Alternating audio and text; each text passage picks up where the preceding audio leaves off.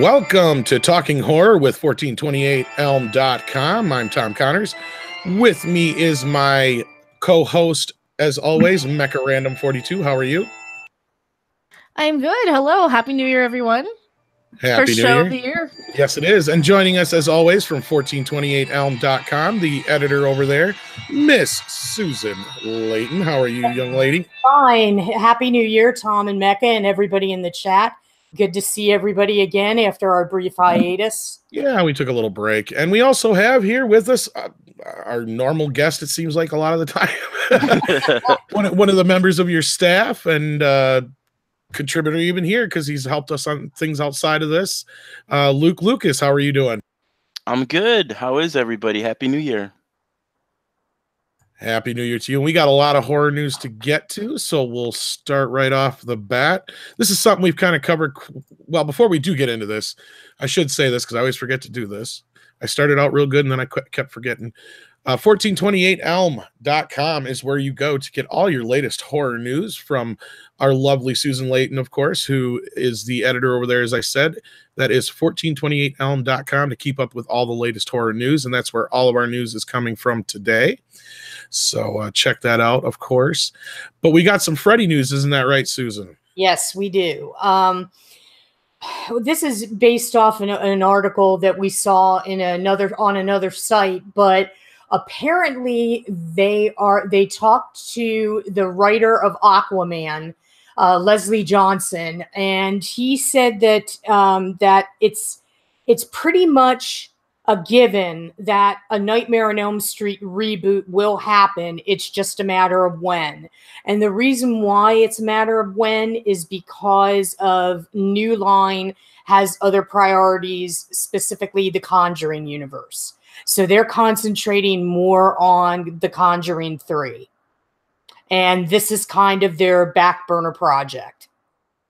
Right. Now, is Legendary in charge of the Conjuring movies as well, or is that not one of theirs? It didn't say, whether or not in the article that we based this on, because it was concentrating more on New Line and their relationship with getting a Nightmare on Elm Street off the ground.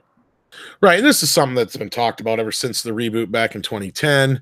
They've talked about a prequel. There's been rumors that they were going to go back and see if they could get Robert Englund to do a prequel, which is something he's always been interested in doing, which means he would probably play the part mostly as himself and without makeup, which is probably something for him that he would like to do instead of being in makeup through the whole movie. And then we've also heard where there just talks about complete reboots. And the reason I asked about it being a part of Legendary or not, because Legendary, I know, just recently made a new deal with Warner Brothers, and I know they were eyeballing the horror icons that they have access to there, and even possibly bringing Leatherface to the table in this. And they were kind of talking about doing their own kind of dark universe thing with the horror icons over there, which would be, of course, Freddy, Jason, and Leatherface. So that's something I've been hearing rumors about for a while. Yeah. But I guess the big question here is whether or not Robert Englund would be involved. And I think at this point, what it really kind of boils down to is whether or not Warner's going to be willing to give him enough to make it worth him putting the makeup back on, probably. Well, we discussed this probably back in October. Robert and Heather both expressed that Robert said, after he did his stint on oh my gosh, that show, The Goldbergs. Yes. After he did his stint, he's like, I think I have one more in me. Well, shortly after he came out with that, Heather Langenkamp said she would love to be involved in a reboot. Now, they're not saying what kind of story it could be, but they better hurry up with Robert because he's going to be 72 this year. So they better hurry up with him and, get CGI going and do whatever they need to do, like refine the makeup process, because that was one of his main complaints, was the length of time it took to get him to look like Freddy and, get going on this project. With Heather, I almost see, because of the success of Halloween, and this is pure speculation, but I almost think that they might kind of pattern it off of Halloween and have Heather as the Laurie Strode stand-in, so to speak, because I can really see that happening. Well, I had, and this is kind of funny that she's brought into this because I brought up, I think, on one of our first shows that I had written like a story outline for a Nightmare on Elm Street story years and years and years ago. Right. And she was part of it because she was like a good dream demon. And I brought up the whole fact that there was more than one dream. Well, she'd be more like a dream angel, I guess, or dream warrior, because she was one of the dream warriors. But anyway, but like she'd be a good version of what Freddy is. And there's also other dream demons out there that cause competition for Freddy. And I thought that was kind of a unique storyline in a way you could bring her back. And plus, it makes sense story-wise since, spoilers, she died in part 3. So unless they were going to do some kind of play off of New Nightmare, it would have to be something to that effect unless they were playing totally different characters. Well, they would probably do it like David Gordon Green and Danny McBride and just ignore. That's plausible. But yeah. the problem is part 3 is like everybody's favorite. It is. So I have a hard time seeing them bypassing that one. It would be so much easier to bring in Alice, though, because she survived. Right. And then, like I said, if anything, maybe have Heather as more of a spirit type character, perhaps. But I don't know. Or you could just drag her out of the dream world somehow. Yeah. You know, you could come up with all kinds Alice of could drag her out of the dream world. Because, you have all this possibility with this franchise because you have the supernatural elements and the dream world elements where you can pretty much do anything. And that's one of the things I really love about Nightmare on Elm Street is you can kind of do anything with it within reason. Well, because remember at the end when she died, not Alice, the other one, Nancy. Kirsten is dreaming Nancy to a beautiful place. Remember? Yeah. Oh, yeah. So they could have theoretically just kind of bring her in. Because since she put her in a special place, since she had those powers, yeah, you know, that's what I was kind of thinking. But anyway, we're talking all kinds of semantics here. Luke, what's your take on this? I mean, kind of what you guys have been saying. If they do bring this back, I think they would do some sort of retcon of maybe everything except part 3, and kind of like you guys just said, maybe bring her back as some kind of good dream warrior. And have her face off one final time against Freddy. And then, I don't know, either it's going to be a standalone or they're going to try to spin it off into some kind of new series. Yeah, because I have a hard time seeing Robert doing more than one, maybe two. Exactly. More. Because again, like Susan said, he's getting up there in age. And I'm sure the makeup process is a little bit easier now than it used to be because they've added silicones and other things. And I've even seen masks that look as good as makeup, like they move and everything. And there's this guy who makes like Freddy masks and they look amazing. In fact, it looks like there might be one of them on that dummy right there, to be honest with you. Well, Stephanie Littlepage says that she'd love to see Patricia Arquette show up again because she thought Kirsten was kind of cool. And just a real brief aside to that, for you guys that know Captain Robert, her husband, he's got he's so close to getting 1,000 subs. So if you like his show, tell your friends, tell your family, and get out there and let's get him to 1,000 subs. Yeah, check out his videos and see if you like him. We've had him on here before, and we want to get him set up so he can come on again because they don't even really have a place to stay right now, and everything is really tough for them. So yeah, let's keep going on this though. Again, I think we've all kind of said this in October when we first brought this up. It's kind of more or less a matter of time. We almost assume by now we might have heard something. It's very possible something's even brewing. You're going to be hearing a lot of Nightmare on Elm Street news out of us here at Midnight's Edge in this next month or so. That's all I can say, especially when it comes to interviews. But we'll see what we can come up with on that end and see if we can get any answers on that in the meantime as well. Because maybe you can even find something else, Susan, on your end. Because David Leslie Johnson isn't very forthcoming with any details about the script, which kind of tells me that either they have some an idea, a draft of some sort, or they're not even in the writer's room yet. Well, that or he's not even involved anymore. Because hasn't he been involved for like the last 2 years?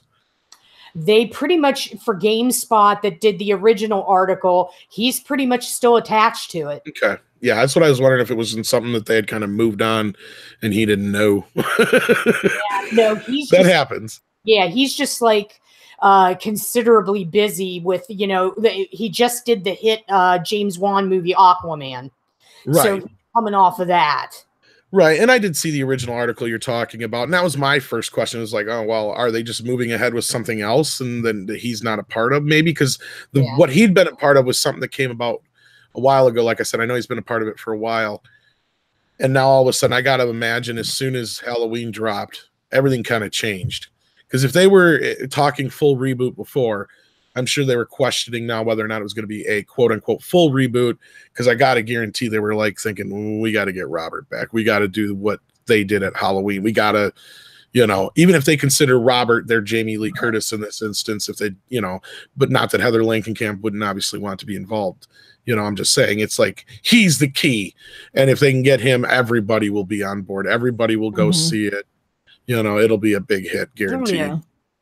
Yeah, definitely. I mean, people want to see Robert, and he says he has one more in him. And like we've already discussed, he has one more in him, and I can see him coming back. But after that, they'll probably have to figure it out, specifically if it's a hit.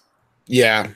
Yeah. Well, and that's the best part with technology and everything nowadays. Like we brought up in the other one where you're like, really, what's he got to do outside of close-ups and stuff like that? And a lot of times stuff will be done in CGI and with stuntmen and other things like that you can get around it. And at his age, we don't expect him to be hopping around doing crazy shit. So no, definitely not. Well, so much of that they can CG though in this day and age. Right. He was pretty animated in that Goldberg's episode. I was kind of surprised. I mean, he was looking a little his age, don't get me wrong. And they picked a really shitty sweater for him. I think the sweater they had for him was one from the remake, is what it looked like to me. It didn't look more like his original. It was really baggy and rippy and not as tight to his form as what his original sweater seemed like to me. But other than that, he looked great. Yeah, I mean, he's incredibly well preserved, but I think, well, when you get to that age as an actor, I think because you've been driving so hard for so many decades, I think you get to a point where you're like, I just want to take it easy. I just want to maybe come on and not have the world on my shoulders and do a guest spot here or there. A lot of these guys teach acting. Even Jeff Goldblum used to do that. A lot of them they kind of slow down and they'll do the occasional part if it comes up and if it interests them. And, Robert Englund just seems like the kind of guy that maybe, he's looking to slow down a little bit and maybe take the occasional part where he shows up as, a professor or even a doctor or something like that. And he's still on the convention circuit, so he still has income coming in from that. Oh, definitely. He's like a staple there. Because he's doing how many different conventions this year? Every time I turn around. He's been announced for another one. I know he's going to be in Chicago in August, early August. Right. And I know there's other ones that I want to see showing up in Maryland, too. In next October, well, actually this October, but I know that's where he makes his bread and butter now is the con circuit. Yeah, which is probably why it's so difficult to get a hold of him. But I know one thing: we almost didn't get Robert Englund back as Freddy, and this is well known. I'm not breaking this news or anything, but Jack Shoulder went over it again in our upcoming interview, where he basically talked about in the beginning of Nightmare on Elm Street 2, they did not want to pay Robert what he wanted. And they were going to just have a stuntman do it, basically, and another guy take the part. But they were going to shimp it. Yeah, he basically came in and said, "Look, you've got to get Robert back in. This is just not working." And they finally worked out the deal, and Robert Shea kind of ate some crow and got him back. But yeah, it was kind of one of those things where he just didn't want to pay him what he wanted. And that was the funny thing. Through most of the movies, outside of maybe Freddy versus Jason and maybe Freddy's Dead, he basically was more like a guest star. He wasn't there a lot. He only shot for a couple weeks because all the Freddy stuff was, maybe 10, 15 minutes out of the entire movie most of the time. A little bit more depending on which one of the movies, but not that much really. So, and this is in theory, of course, they probably wouldn't do this, but you could almost get him and shoot 2 or 3 movies at once and just shoot all the Freddy stuff right away. and then have that out of the way, and you could have 2-3 movies worth of stuff in the can of him to go along with whatever else you got to film for those movies. I know they wouldn't do that, but that's not a horrible idea. No, and it's not out of the realm of possibility that they would treat it like television. An interesting thing that Read by Nature says in the chat, we know that David Warner was considered the original Freddy. Now, he's way too old for this part, but it is a shame that we just have pics, but no actual footage. Yeah, that would have been a different Freddy. Sorry. He would have been so creepy. He would have been so cool. Yeah, I've seen the pictures of him, and I think he would have played it so stalkery, so quiet, and so Jack the Ripper-y. I was gonna say probably a lot like he is in Time After Time, as Jack the Ripper, kind of cool. And I think Robert really kind of got the character, and that's what I think Wes Craven said in a lot of interviews I've seen with him. He's like, every actor we saw, especially the older actors, because he wanted an older actor originally to play the part. Well, that would make sense. Right. He goes, and every actor we saw, they just couldn't go to that place I needed them to go. And finally, Robert comes in and he just went for it. Robert has the snarkiness that Freddy does. David Warner does not have that. Now, David Warner is more, he would be overtly mean because he's very good at doing that. But the snark eludes him, and I think that comedic element to Freddy, Robert nails right off the bat. Yeah. And Patrick Olinger brings up a very interesting point. We all know how poorly the 2010, remake was received. Originally, Robert Englund wanted Kevin Bacon. Now, I think that would have probably been a better choice. Except for the fact that Kevin's probably not much younger than Robert is. Yeah. Actually, Kevin is 20 years younger. Really? Kevin is well, no, wait. Yeah, he's actually 60 now. He just 60. He's a lot younger than I thought he was. Yeah. Yeah. And at that time, he probably would have been a good age to be Freddy because Freddy's been around since the 50s. Problem with that, though, is I think I'd see Kevin Bacon too much. Yeah, you do have a point, but I don't know. He was really good in a film called The Woods, where he portrayed a child molester. And that part, I'm not saying he couldn't do it. Oh, yeah. Yeah. It's one of those things where it's like, it's like I'm just going to see them in the part too much. Like Will Smith. Well, that's just too much himself. Same thing with Kevin Bacon. Even though Kevin Bacon's an amazing actor, you just see Kevin Bacon when you see it's just Bruce Willis. Those guys. They're all, no matter how good they are in any part, it's just because they're so famous that they're a throwback to an era when the actors were actually the actors. Like they're a throwback to Clark Gable, Jimmy Stewart, Henry Fonda, John Wayne, where they were, even though you were seeing a character, you were still seeing John Wayne. You were still seeing Jimmy Stewart. Right. And I think Tom Hanks also has a bit of that going on too, just like Kevin Bacon. And Johnny Depp to a point. Yeah. But the thing with Robert though is like he's just I didn't mind Jackie Earle Haley in the part. He wasn't the problem. It was the makeup and the script. Yeah. Because when that movie came out, I'll give Jackie Earle Haley's an amazing fucking actor. He is. And I don't know. I'm sure there's a performance. He got a bum rap. I'm sure there's a performance in there that we didn't get to see, is what I was going to say. But yeah. Scripts are everything. Scripts are the blueprint. And like you said, Tom, if you don't have that blueprint, it's just going to suck. And no matter how good an actor you have, you cannot overcompensate for a poor script.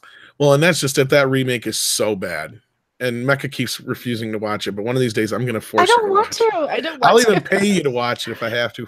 There's my $25 Patreon. Yeah, if I have to, I will, because I just got it. It's one of those movies that you cannot believe fucking exists, and they fucked it up that bad. Well, You know what I mean? Brian Finley has an interesting idea. He feels they might do a pass the torch movie. Like at the end, his spirit moves into a new person or something. Well, and I kind of brought that up when I first brought up, I think that's where it kind of got on that subject originally, was I said, you could kind of introduce other dream demons besides Freddy to kind of take the weight off him. And that's where I brought up my whole story idea to begin with, and that could introduce other people that, somebody might catch on. It doesn't have to be Freddy. It's just another dream demon. And Robert can still be there in the background and not have to worry about, like I said, the movie's relying so much on him and he doesn't have to do so much then. But again, it's all speculation and talk and whatever. But as far as recasting it, I don't know. I don't think they will try right away. I think they will try to get Robert back. I do. I don't think they'll try and get somebody else anytime soon. Yeah. They even Halloween had Nick Castle. Well, and I think that's the reason why. If it wasn't for that movie basically, if New Line, aka Warner Brothers, because New Line basically doesn't exist, folks, let's be honest. Yeah. If Warner Brothers decides to go through with it, it's only because of that movie, and they're stupid if they don't see that the reason why that it'll be a success if they do it is Robert Englund. That's the thing. Because if they try to do it now with some other actor, it's just going to come off like that Leprechaun shit that's coming out next month. Well, it's like they have to have a transition too. If Robert just signs on, like a sports player for one more season, and they have him come on, they're going to have to figure out some kind of smooth transition. Well, if they want to reboot this. Yeah, and I think kind of like what Tom mentioned, where if you do have other dream demons and you just film a bunch of stuff now, who knows? Maybe you could play where he's training somebody, or there's some kind of hierarchy that we don't know about. Like And he like there's somebody who's worse than Freddy, yeah. Right, and he just comes back every so often in the other movies, and because he's like, no, you're doing stuff that I don't approve of, or you're not doing it like the way I would want you to, and then they could do fights or something, and that's how you could slowly pass it on to somebody else and still keep Freddy at least tangentially involved in everything that you did for a while. Right. Yeah.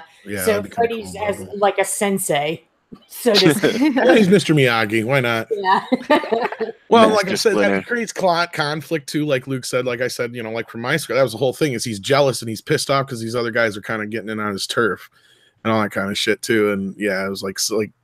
And you could almost have those dream demons that you speak of kill Freddy so that they can take over. Yeah. And again, I brought this up before, but even some of the classic movie monsters came back to play their original characters again, even if it wasn't like Abbott and Costello movies, it still counts.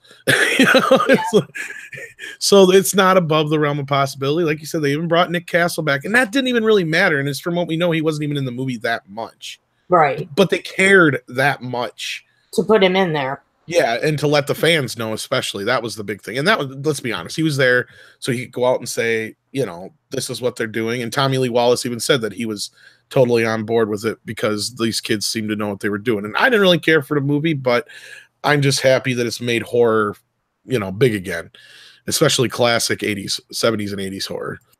Yeah. Yeah. And they're still not really committing to a sequel to that either. They have ideas, but they're kind of holding off on it. But that's the best part, is those movies don't take forever to film. Yeah. So if they want to, they'll have a Halloween ready for next year. Not this year, but next year. And that's smart, because we've all seen what happened with Star Wars when they were churning and burning. Well, and, some would argue it just matters whether or not the shit's good. But when it comes to horror, when you have like one character you're really revolved around, yeah, you can get some franchise fatigue real quick. Look at what happened near the end of the 80s. Mm-hmm. Yeah.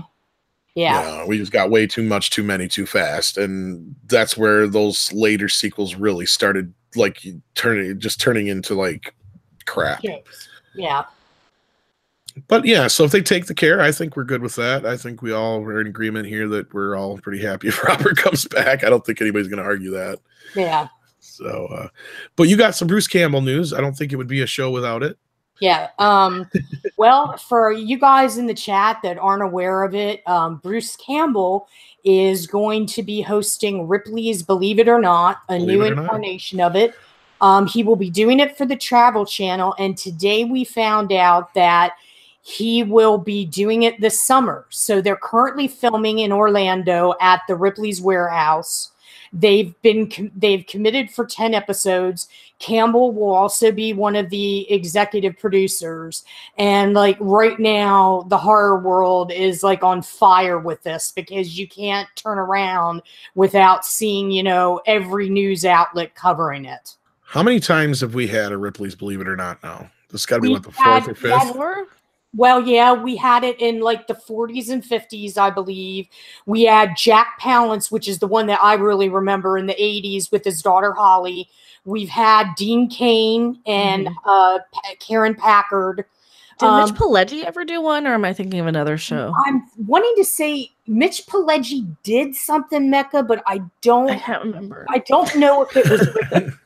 But these keep coming every few years. So. And these I'm okay with. They're interesting. You can constantly. This is one that I have no issue because there's always new stuff, right? You can talk about. It's not like rehashing like the Twilight Zone stuff. Well, and Campbell's a good host for this because of the sheer nature that he's an icon.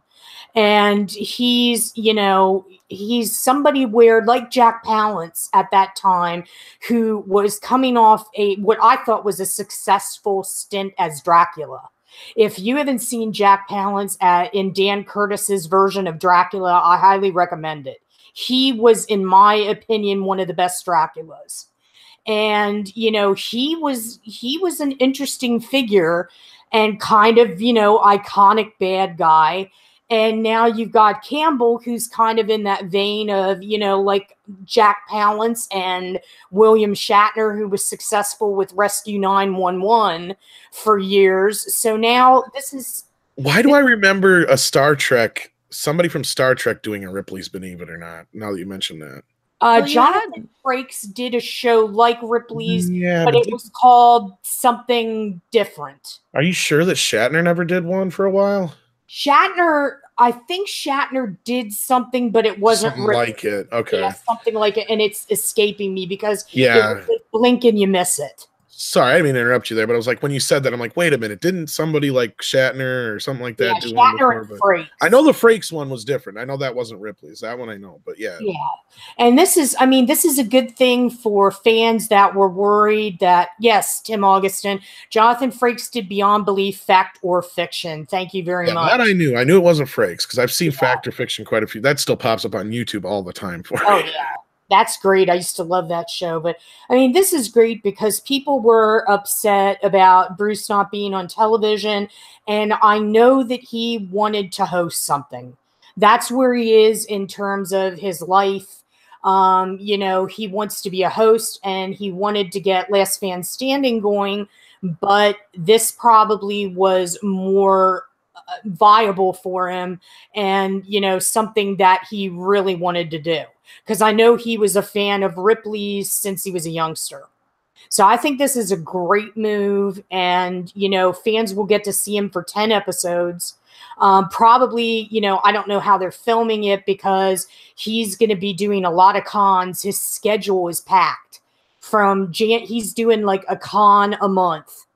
And I know he's in the process of writing a book that should be out in 2020. Well, he probably doesn't have a ton to do for these. He's probably just doing like wraparounds and stuff. I imagine they film them all pretty much all at once. That's what I was thinking. It's like a game show type deal. And that's what he was looking for. That's why he was pushing for Last Man Standing.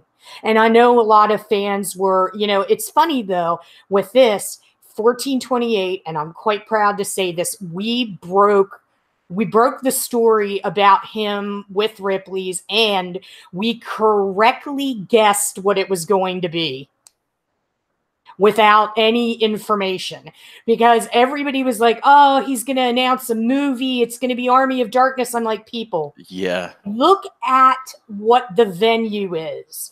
If it were Army of Darkness, he would go to any site. He would do interviews.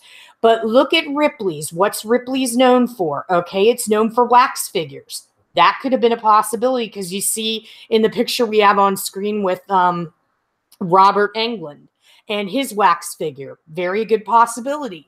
Then there could have been some deal where Last Man Standing could have used one of their venues and got a production deal or what have you. But we came up with the fact about, you know, he seems like he would be a natural host for it. So I'm like, you know, I had to give a shout out to 1428 because we actually called it before anybody what it was going to be. Yeah, that's pretty cool. The only thing I don't like about it is it's being buried on the Travel Channel, kind of, but hopefully it'll be available in streaming services and other places. Well, I think the closer we get to it, because right now, according to Deadline, it's summer and they're being kind of vague. And frankly, I was kind of, I don't want to say shocked, but I was thinking maybe that they would have put it out in October, because of the subject matter, and it's kind of weird, and, you know, just the Halloween factor, but they're choosing to do it over the summer. And, you know, I'm not a network exec, and they know what they're doing. Well, look at what they do on Travel Channel in October. It's pretty much all ghost adventures. Well, I was going to say also, depending on when they started, it may end up right around the time. Yeah. Yeah, that too. Halloween, because if it's 10 episodes, 10 weeks, you know, if they start it right smack dab in the middle of summer, it'll end up right around Halloween, probably. Right. And I think, you know, I think this is a good candidate to have a lifespan. You know, I was kind of hoping that he would have come back as Gary Green on Lodge 49.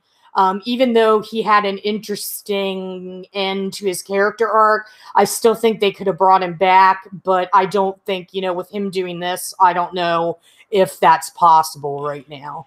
When you brought up he's on the circuit right now doing conventions. Yes. Maybe they worked that into the show, since it is the Travel Channel. Maybe they took it on the road. Maybe they're going wherever he's going. Maybe they found specific things in that area that fall into the Ripley's category that they can. Well, it sounds like they're. I don't want to use the word exploit, but basically. Right. Well, it sounds like it's going to be one of these things where it seems like, from what Deadline reports and from what I got out of it, is that they're filming at the Ripley's warehouse in Orlando. So it's probably where he shows up like he did for Masters of Horror. And he talks about, you know, he's on a set and he'll come in you know, and right. The segments. Right. And if that's the case, that's he's just doing the wraparounds then. Yeah, that's like you said. But that's what has me like excited about this, because he has the personality to carry this off and to actually make that really enjoyable, even if he's just the guy that does the wraparounds, because he can, like, his personality will take things over. Even if you watch his con appearances, when he does panels, he usually takes over for whoever the poor host is that is sitting there trying to corral things, and he'll just take that stuff over. He's kind of a natural host for this. And he, like you said, he has liked the stuff from when he was a kid. So this is like the best news I've heard about him in a while, since Ash vs. Evil Dead went away. And I'm looking forward to it, because the one that I kind of grew up knowing, the Ripley's, was the one with Dean Cain. Yeah. And he was not really a good host. The only reason I kind of watched that was because of Kelly Packard. I'll just be honest about that. Yeah, he's, you know, Dean's just your pleasant, affable guy. But here's the key to Campbell. He's got the Shatner thing. He's a showman. And he's going to give this his best effort, which he does everything. He does his best effort. You know, and he's going to be a showman, and he knows how to host. And it's going to be interesting and fun to watch him. And I can't wait to cover the show for 1428. But yeah, I think this was a good move for him. I'm glad to see that he got a hosting gig, because I know in his heart that's what he wants to do now. And if a part comes up that's interesting to him, he said time and time again, he'll look at it if it's something that really moves him. But he's not looking for things right now. So I think this is a natural fit. And I think with this, like with the kind of schedule that he would have, if I think there would be room for him to maybe come back to Lodge 49, because I don't think he would come back in a bigger role right away, No, I especially the don't. way it ended. And if this does go well, just like tying up what everybody else was saying, if this does get ratings or at least more attention than the Travel Channel usually gets, maybe they could do something where they bring a camera crew to cons, depending on how the first run goes. Yeah. I don't, that's an interesting thought. If he would go back to Lodge 49, I would just see it as something that would be like what he did. He would not be a featured character. He would be reoccurring whenever they need him. He would be So, like his own Easter egg. yeah. So I could see that if Jim Gavin went in that direction, but I think this actually is a formula that's worked. I think it's going to work for him. I think, everybody's happy about him, the anticipation of him being back on television. And Tom had mentioned the Travel Channel is basically the worry about being buried, but journalists out there will promote the shit out of this. Well, and that's the best part is people like you guys are out there telling people, because otherwise, it being on the trail, that's the last thing. I wouldn't put the two together. Like, I wouldn't think of Ripley's Believe It or Not when I think of the Travel Channel. Yeah, wasn't it on like Sci-Fi last time, or Yeah, I was was it gonna say, syndicated? Or yeah, it was Well, the syndicated reason- or on Sci-Fi, one of the two. Yeah. The reason why they went with the Travel Channel is because, as we all know from watching Ripley's, it takes place all over the world. And that's Right. why they went with the Travel Channel. Well, and that's where I was thinking maybe they were just utilizing the fact that he was going to be on tour. But if he's just doing wraparounds and they're doing like 2020 style stories or Yeah. fake, reenactment type stories or something like that in the middle, who knows? I have no idea what format they're going to go Yeah, with. I don't obviously. know. I mean, the wraparounds seem plausible because seeing his schedule and, it's like Christmas with him. You never know what's happening anymore. And out of the blue, you'll get hit with stuff. And it's like, when the hell is this happening? I didn't hear about this. But I know that coming up January 20th, for anybody that's in the chat, that's in the San Francisco area, he will be at Sketchfest. And at 8 p.m., he's going to be doing a screening of Evil Dead 2. And I know Gary's going to it from Nerdrotic. So if anybody's, in the chat and wants to go, check it out. So, because that's the first of what he's doing. And then in February, I know he's got Monster Mania coming in. Yeah, we should have Gary come on and talk with us one of these shows because he's going to be doing some cool stuff like that. That's really neat. Yeah. So I seen he's going to be on that show. I was like, oh, that's freaking awesome. Yeah, he even booked it when we were talking about it on Nerdrotic. It was kind of funny. He's like, Susan, you really need to come out here for that. And I'm like, yeah, I'd be there. But, considering last year at this time, I was preparing to go out to LA to interview Bruce Campbell. So, it would be like an anniversary type deal. But yeah. So, this is great for fans of him. And, I think it could also be a springboard for other things. We'll have to wait and see. But 10 episodes, it's a good thing. Yeah, I'm on board. I can imagine you're a fan of Ripley's Mecha. Oh yeah, I wasn't a huge like Dean Cain fan. I think those were where they kind of lost me. But no, I remember watching when I was really little in the '80s.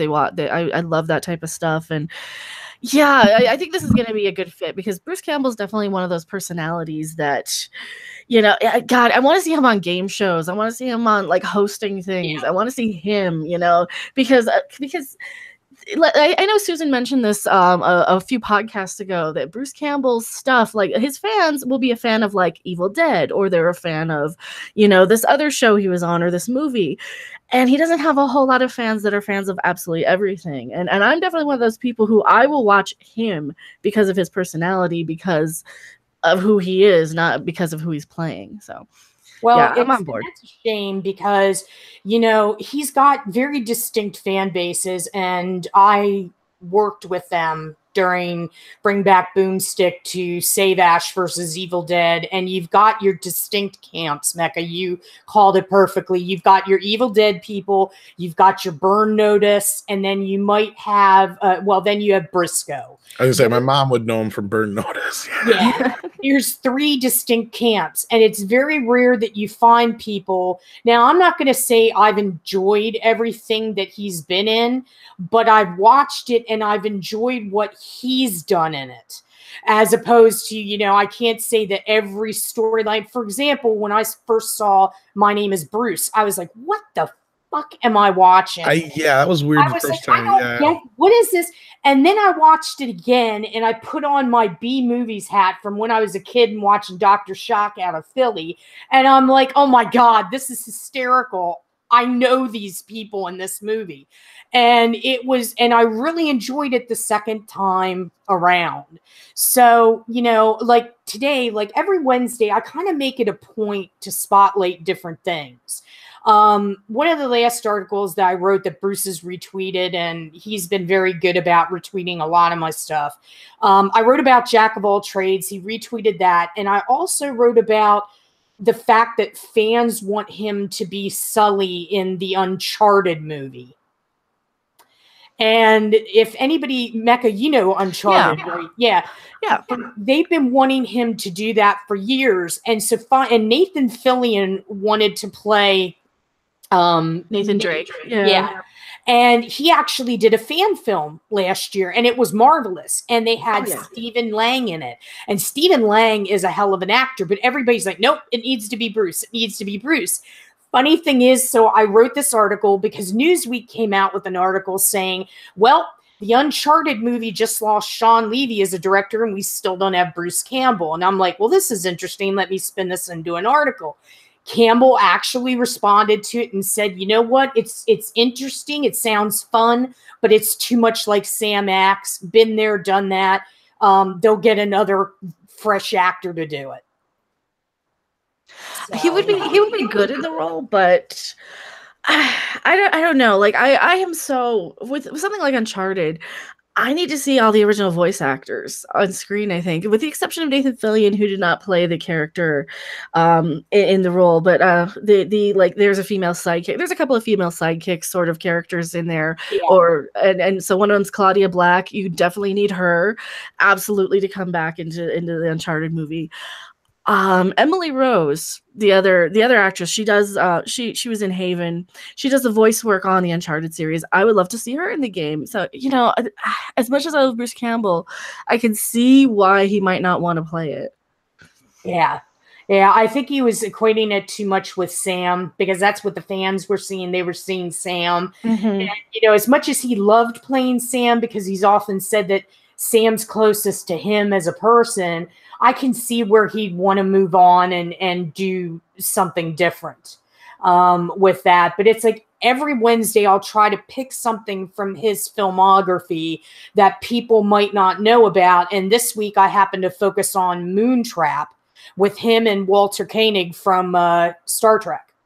And this might be a sci-fi B movie that went under the radar in the late 80s. And, I like to focus on different trivia that is pertinent to the film and what people might not know. So, yeah, so he definitely has very fractioned groups in his fandom. Yeah, absolutely. Welcome to Ripley's. I'd love to see him host Family Feud or something. I'm Jack Palance. Jack Palance, yeah. Now, he wanted the Last Man Standing would have been perfect for him to host. If anybody's actually attended one of those shows or seen it on YouTube, that he really was good at that. That doesn't mean in the future that can't happen, because I know that's what he was hoping for. So, yeah. But, I think this is a good thing, and looking forward to seeing him over the summer. Yeah, we'll have to like tweet out, because I need to figure out if I have the Travel Channel. I don't think I do here where I'm at. Yeah, that's my problem, is I don't have cable, so unless it pops up on Hulu or something like that, then yeah. Yeah. Yeah, I fortunately still have the Travel Channel, even though I don't have any of the premium cable channels anymore. I got rid of that crap. And I just put it on now to see if I still had it, and it's currently airing Mysteries at the Museum. Yeah, with Doc nice. Wildman. Yeah. Well, there you go. So you can watch it and tell us. Yeah, and you know, the only other thing that I ever remember watching on the Travel Channel was the World Poker Tour. For a while, they had poker on there. I happen to watch it quite a bit for some different, like I watch Andrew Zimmern on there because his show's kind of trippy. But yeah, I mean, you'll definitely hear things from it because I'm definitely covering this for 1428. And you know, if there's any more news that comes out, definitely I will report on it. All right. Well, speaking of catching things over the summer, a little news broke yesterday. I think it was yesterday, right? Now that I can keep my days straight. Stranger Things 3 has set a premiere date of 4th of July. Yes, and Luke can tell us all about that because he wrote an excellent article where he dissected that that trailer and broke it down for everyone. And See, there he is. when I read it, it was just incredible. Luke, why don't you tell everybody in the chat about what your theories are about season 3 of Stranger Things? I got to plug my ears because I ain't seen season 2 yet. Well, he doesn't give any. You don't give spoilers, Luke. I don't think you just give theories. Right, and it depends on what you remember from season 1, but obviously 11 is in season 3. So, well, yeah. So, yeah, on it was on New Year's, and I live in the Central Time Zone, so they were trying to drop this when the Eastern Time Zone when the ball dropped. So I was just, I wasn't paying any attention to it, and they went live on Instagram while I was watching the new version of Dick Clark with Ryan Seacrest. Stranger Things went live with the 1985 version of Dick Clark, I see New Year's that. Eve.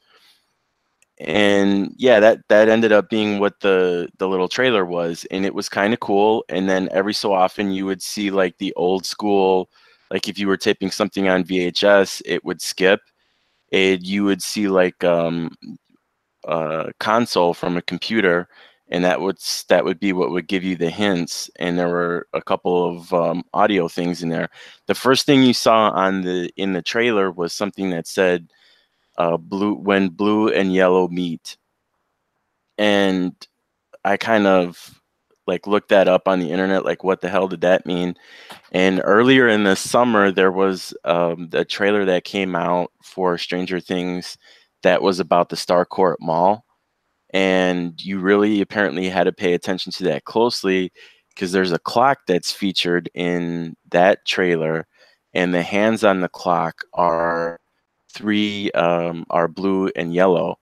And if you, based on what we got from this trailer, we were able to put together that they were probably saying meet at 3:15 because that's a callback to when Mike told 11 to meet him after school in season 1. So that was kind of a convoluted thing that you kind of had to really look for, but thankfully the internet is a great place for stuff like that. And then like as the trailer kept going on, you could hear Mike yelling for 11, but it was clearly when he was a kid. So it was like from previous seasons. It wasn't a new thing. And then something like other stuff came on that kind of hinted towards like when the release date would be. And then very slowly the whole trailer started to turn upside down. And so like you're literally going into the upside down. The one spoiler I'll give to you from season 2 is that's cover your ears, Tom. Cover your ears. Yeah, cover your ears. Okay. Like at the very end of season 2, everything kind of, you thought that the monster that was defeated maybe wasn't defeated, and the whole kind of show turned upside down, and you saw that there was another version of the same world that was out there. And that's kind of what you got at the end of this trailer, because it spins literally upside down, and then you see July 4th, 1985. One summer can change everything, and then everything, the date changes to red, and it goes July 4th, 2019. So then that's how we got the release date, and they also dropped the poster at the same time. And the poster was really interesting because you see like 11 and Mike are finally together.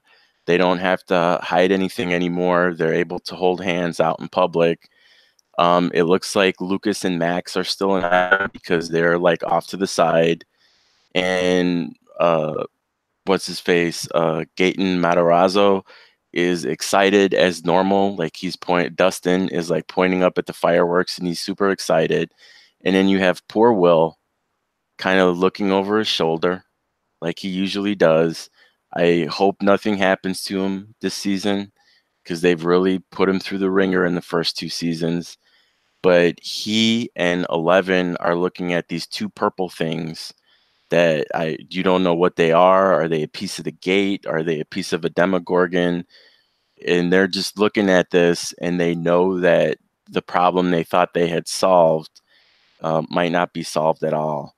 And 11 is kind of looking at it over her shoulder, and Mike is just looking at 11 like, oh, I just finally got you back.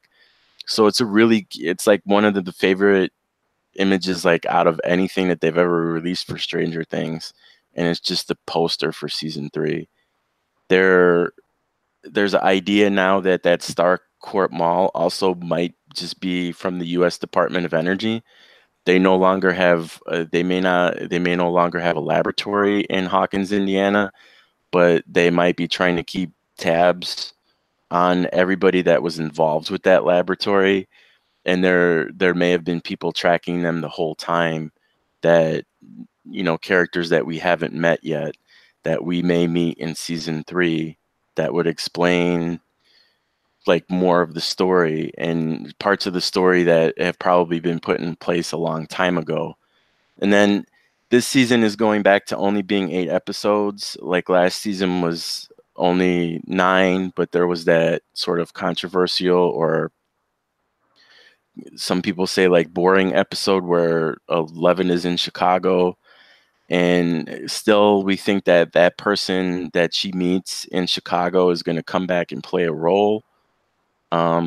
We don't know what that role is, but it's probably going to be more of an explanation of what this whole program that 11 was involved with to begin with. And based on what I've heard in the past with the Duffer Brothers and with Sean Levy, they're going to start bringing the story towards a close, or at least start pivoting towards that. Well, go ahead. I'll tell you when you're done. I'm sorry. No, it's okay. But because I think they had originally said they were saying 4, maybe 5 seasons at the most, because at some point, they really only want to focus on this cast, and the cast is aging with the story. And then when they're done with it, they want it to come to a natural close and just have it be over with. So I think they're starting to pivot towards that. Well, I think that's great that they've picked an end date, because sometimes those shows, especially when you've got kids that are growing up, they go on too long. And if they try to replace them, that doesn't work. But when you talked about 11's storyline, that when she was, doing the experiments and everything, that's actually based on the Montauk experiments. Have you ever heard of those? Yes. Yeah. Yeah. So I found that extremely interesting, because that's kind of like a fringe subject that, that you see on interesting television things or hear on podcasts or radio shows like Coast to Coast. And I just thought that would be interesting what the Duffer Brothers, actually went off of that. I thought that was cool. And I think that's going to be presented, like whatever their version of the Montauk experiments is. I think more of the curtain is going to be pulled on that this season. Because from everything that we've seen so far, it looks like they're going to start explaining things a little bit more explicitly. And they have, unlike something like The Office or other shows where they have like great relationship dynamics, they're not giving up the dynamic between Eleven and Mike, and it seems like even though they're together, they might not get to be together for that long, or there's going to be more drama involved in that, but they're still going to be able to move the story forward. It's not like they're just going to be stuck on that. And that's a lot like what happened with season 2, because now all of those characters are integrated and it's like one huge family that's working together towards something. So now you can move it. Like, what the hell was actually happening those first 2 seasons? Well, and fans were very disappointed with season 2. Yeah, I was just gonna ask that. Because I know I was kind of bored with season 2, and it took me a while to get through it. I wonder if like other people were kind of disappointed, but you answered that already. It did get kind of a bad buzz. And it's funny how you talk about how many seasons it's going to go, because notoriously Netflix doesn't like to go more than 3. That's their thing. Because people drop off after 3 seasons. That's, you know what, and we've talked a lot about that in Nerdrotic, and as frustrating as it is, I think that should be the future, because then we're not going to end up with these shows that go on in perpetuity and then they start sucking. And it's like, oh, I remember this, you know, fondly when it was really, really good. And then what you can do is you can sign on for 3 seasons and treat it like season 4 is an option, like kind of keep it close to the vest. Have your writers like draw up, you know, ideas for season 4 so you can get right to work. You know, but don't start committing to the days of committing to like 22 episodes for network television and all that stuff. That's passé now. You're just going to get 6, 8 episodes, 10 at the most. I think that's where we're going with the future of these shows. Yeah, especially when we're marathoning everything. Like if you have 22 episodes, that's 22 hours out of your day, give or take. You know, so 10 episodes you can knock out in a weekend easy. Yeah, and that's go ahead, Luke. And I think that with the 13 episode model, that's how you get people like Viola Davis, or you're going to get Gillian Anderson, even though she said she's not coming back to X-Files. That's how you'll get the bigger name actors to do TV, because they'll still be able to have time to do movies and they won't be committed as long to a TV show. And you don't get bored doing the same character over and over again. Right, and it cuts down, instead of only doing, when you have a 22 episode season, you generally end up doing your mythology episodes during sweeps. When the season starts, right before the season goes on hiatus, when it comes back, and then right before it ends. And now with 13 episodes, you really have to tell an entire story. You don't have time to do the filler episodes or anything. You can just actually tell what you want to tell. Yeah. Yeah, and sometimes I think the future is going to start to be 30-minute episodes, because that, I don't know, that forces writers to actually put substance in scripts. I think that that's the one thing that's going to take a while, because, and it will get there, but shows are expanding longer and longer. Even stuff that's on AMC that has commercials, now the episodes go an hour, so that means the actual runtime on the network is an hour and a half. We saw that a lot with Better Call Saul this past season. 49, yeah, and that's terrible coming after, like, when you're in a hammock, like, you know, like, yeah, Better Call Saul's a great lead-in, but then people won't stick around for the show after that, because it's like, man, it's already 11 o'clock now, and I don't want to watch the show. I've got things to do. I've got to go to bed. I have work the next day. And plus, it was unpredictable, because even though there's DVRs and you can get reminders on your TV and stuff now, it was almost always at a different time. Because Better Call Saul had different run times almost every episode of the season. And it's interesting, because I think AMC is one of the few that does things like that. Yeah, they started doing it with Breaking Bad, and then they did it more and more as the seasons went on.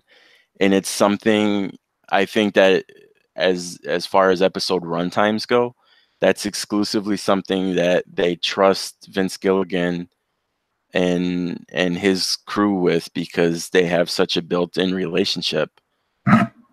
And because I know The Walking Dead does it too, but honest to God, like I watch those episodes and nothing happens. When they do an hour and a half episode, nothing happens until maybe the last 10 minutes of it. But the rest of it is just, hey, we're doing an episode. Well, Walking Dead is one of those things that's going on too long. It's just, these characters and what's happening. And that's the big complaint about Walking Dead, is that it's kind of dull and an hour seems like a year, when they're doing an episode. So, yeah. I think, I think it's interesting that the Duffers set a time limit on Stranger Things. I think that was probably the wise thing to do. Yeah. And, with Netflix, their original series went way beyond 3 seasons. Orange is the New Black I think this is its last season. It's going to be its 7th. There really didn't need to be more than 1 season of House of Cards, but we got 6 of that. Ugh. And even on something like Stars, where they notoriously now sign you up for 2 seasons and then you maybe get 3. If it's profitable and they see those subscriptions pick up for, I always mention Power, that show is going into its 6th season, and they see that uptake in subscriptions when it comes on, and they see the subscriptions go away when it goes off. So if it's profitable, they'll keep putting that out there to redo that show. But I don't think they're going to do that with Stranger Things. Well, Stars is kind of like an anomaly because, unfortunately, after they canceled Ash vs. Evil Dead, they figured out, hey, we might need to distribute the show to Europe. I don't know why, but I think there might be fans over there. Yeah, let's do it now. We canceled Ash, but we're going to do it now. And that's kind of frustrating, but some, Netflix seems to have everything figured out more so than some of the other networks. Yeah. And I think a lot of that is, unfortunately, because they hide their numbers, so they can just say, "Oh, this is critically." Anymore, though. They won't be, but for a long time they have. Yeah. Well, that's what it is. But they never really had to, because they didn't have advertisers and shit like that to deal with. So it was just, the only people who saw the numbers were the movie companies, and that's all that really mattered. So and that's just so they knew how much they were owed, because that's the other thing I've heard quite a bit, is that Netflix likes to not pay their bills for a while. So they're Walmart? Or me. Well, and that's probably why they were in a bit of a financial bind, because they were, doling out all this money to keep all of these productions going. And, then they got in a bit of a bind and their quarters weren't producing, and, lessons learned. Right. Because basically when one of these Netflix shows, when you watch them, they get to keep some of that money that you send them every month. As opposed to when you watch other things that aren't Netflix shows, they have to send a portion of that money to whoever is the copyright owner. And when they do shit like spend $100 million on Friends for a extra year or whatever it is, yeah. I have a feeling Netflix, this is like more for the other podcast because we get into it there, but I have a feeling Netflix is kind of in one of those positions right now where they could make or break whether or not they're going to last through the streaming wars at this point. Yeah. More so than they were a year ago. Definitely. I mean, that is a topic for Midnight's Edge, but yeah, I see where you're going with that. We talk about that at Neurotics a lot. Right, on like Friday Night Tights and shit too, I'm sure. And you guys cover all kinds of shows over there, I'm sure, on Netflix as well. Yeah. And, just to tie it in for this, I wish they would have spent extra money to keep Buffy the Vampire Slayer on Netflix longer, because they had the nicer version of it that fit like HD TVs. Now Disney owns it. Yeah. And good luck with. Oh well, we're getting a reboot. Never mind. That just dropped, but that's the topic of the podcast here tonight. As soon as we're done. Ah, great. Final Disney Fox merger done, over with. The X-Men have come home. Yeah. Yay. Question mark. Maybe. Just that whole Disney Fox thing is, and this is pertinent to what we're talking about with horror too.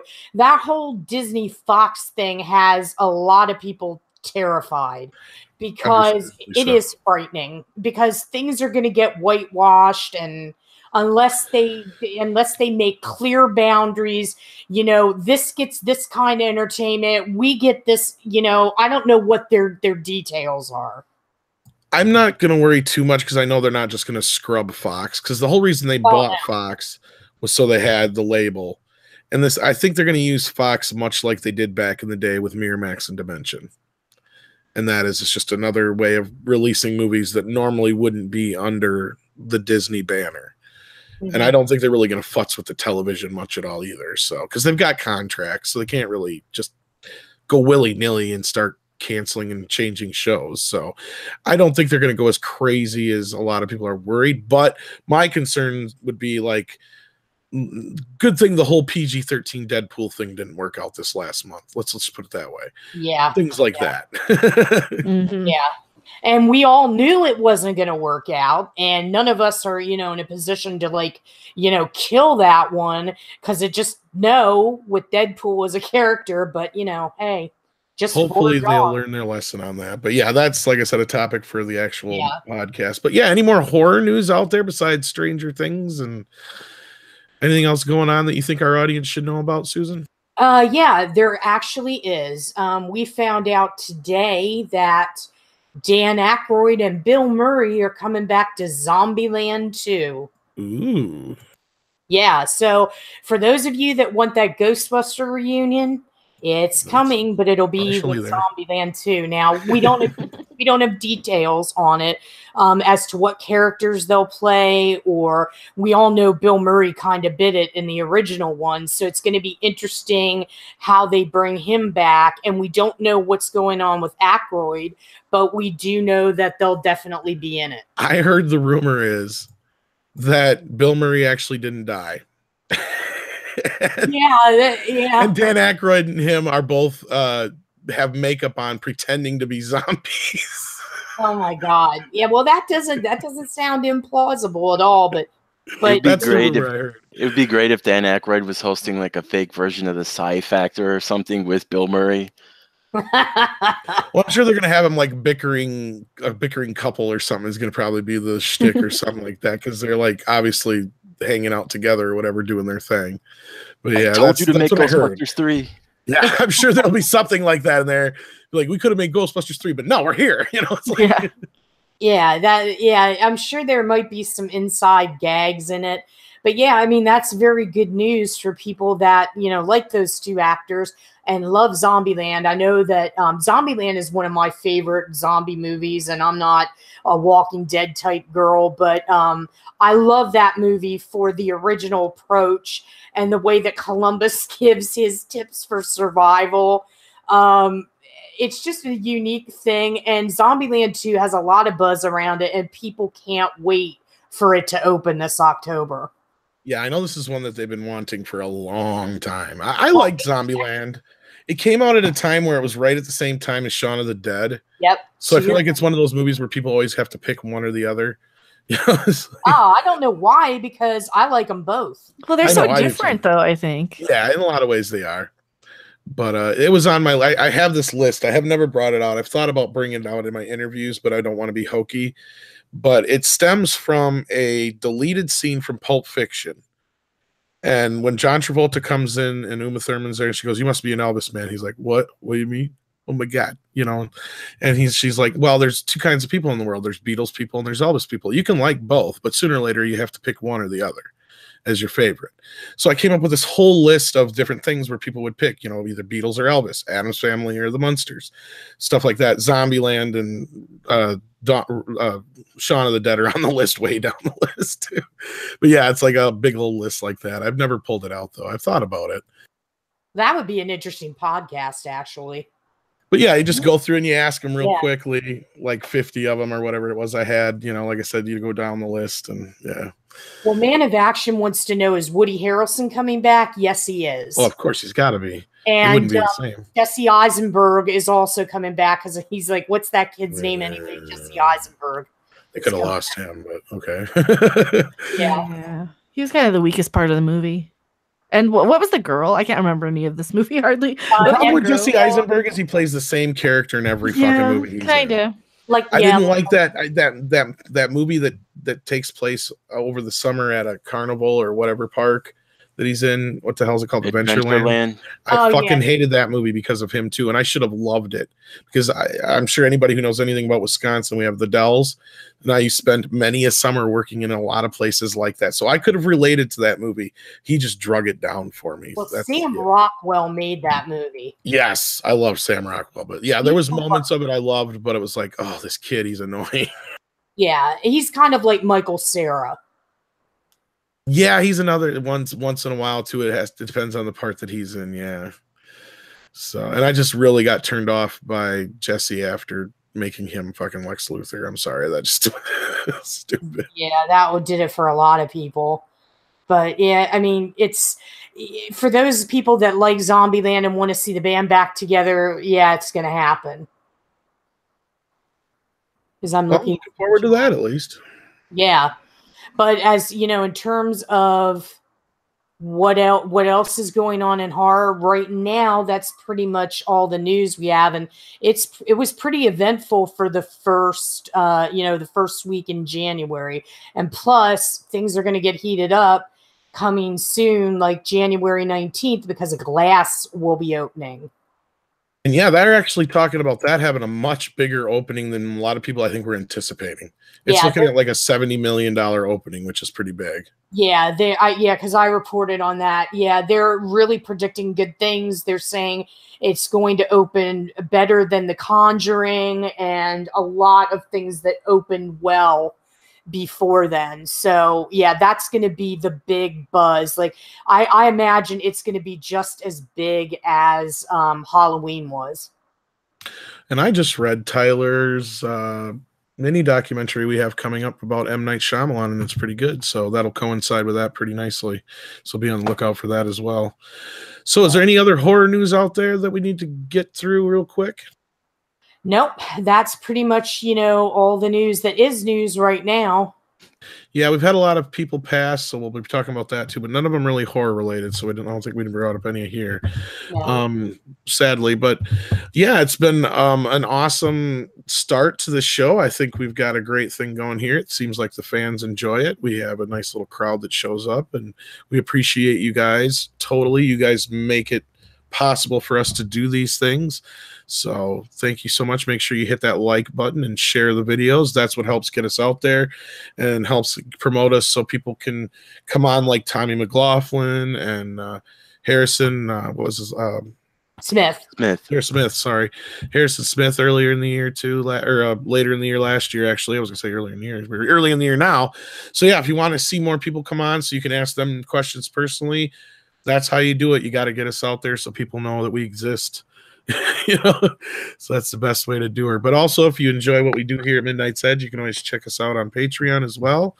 Mecca, tell them where they can find you as always. I am Mecca Random 42. I have my own channel. You can click my name in the description below or just in the chat here. And I'm just going to type click me so you can see me. I also have Twitter, Patreon, if you want to make me watch Nightmare on Elm Street, the remake. Send her $25. Yeah, that's a Patreon tier for special requests. Yeah, Twitter, my channel. I'm always here over on Midnight's Edge. And where else am I? I've been everywhere. I'm everywhere. You'll find me on the internet. You've been everywhere, just like Johnny Cash. Exactly. Oh, Luke, since you're our guest, where can everybody find you besides 1428elm.com? On Twitter, you can find me at Big Luke Lucas. On Instagram, you can find me at Big Luke 1980. And on showsnob.com, you can find me where I recap Counterpart, Comedians of the World, and Gillian Anderson's new show, Sex Education, when it comes out. Oh, yeah, they just dropped a trailer today. Sweet. They did. Awesome. That's amazing. And our mistress of ceremonies, Miss Susan Laitland, where can everybody find you besides 1428elm.com? Well, when I'm not here every Wednesday at 7 p.m. Eastern Standard Time, you can find me Friday nights at 10 p.m. Eastern Standard Time, 7 p.m. Pacific on Nerdrotic channel. You can find me. Well, we're Nerdrotic now. You can find us there. And also, if you're looking for me on Twitter, I'm at Susan on the Ledge. I'm also at 1428 Elm Twitter. You can also find me on Instagram at De Facto Scribe, and 1428 Elm has Instagram as well. You can also find me on Facebook, and you can find 1428 on Facebook as well. So come check us out and, like us. Subscribe to us. If you guys like pop culture, come over and see us on Nerdrotic. We'd love to have you. And thanks for, showing up each Wednesday for us in the chat. Like Tom said, to echo his sentiment, we can't do this without you guys. And we're grateful that you choose us, because there are a lot of horror streams that you could be listening to. But I'll tell you, none of them have the news. So smart choice, gang, and we appreciate it. Yes. And if you have friends that are horror fans, share the show with them. Yeah, definitely. That's how you get the word out there. So, yeah, once again, for everybody here, I want to thank you guys for joining us here on the Talking Horror podcast with 1428elm.com. Have a happy new year, guys.